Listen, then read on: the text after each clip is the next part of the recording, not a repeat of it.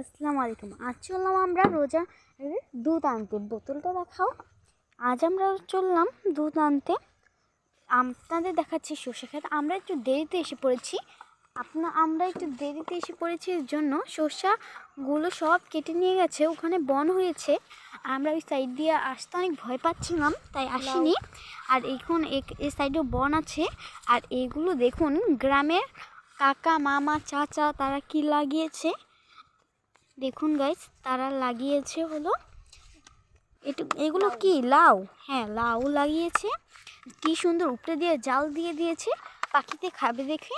এই যে এইসব জানেন না গাইস, এইখানে অনেক পাখি ধরা পড়ে মাঝে মাঝে যদি যখন আসে। সর্ষেগুলো কাঁচা, এটা আমাদের ক্ষেত, এটা আমাদের চক। ওইদিকে আমার দাদা লাগিয়েছে ধনিয়া লাগিয়েছে। আর এগুলো একটা ফুল পেলাম। ফুলটা সুন্দর না? এই যে এখানে আছে ধনিয়া, এই ধনিয়াগুলো একটা ফুল নেই আমি।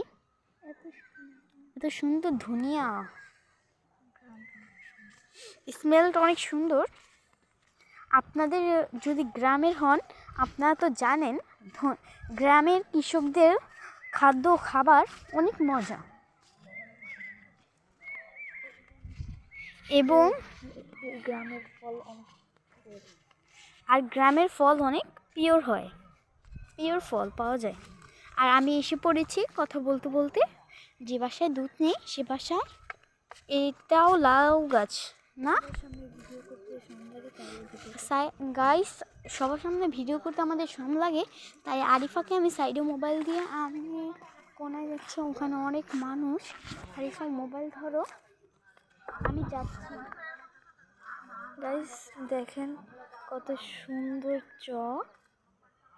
ওই জায়গায় একটা বিল্ডিং হচ্ছে, ওই জায়গায় আমার এক মামা আসছে। ওই যে আমাদের চাচিদের বাসা। কত সুন্দর ধইনা হয়েছে গাইস, দেখেন। এখানে কিন্তু ছোট ছোট ধইনা হয়েছে, এখানে বড় হয়ে গেছে বোত্তা শাক মেবি। এই যে বোত্তা শাক, কত সুন্দর চক গাইস, দেখেন।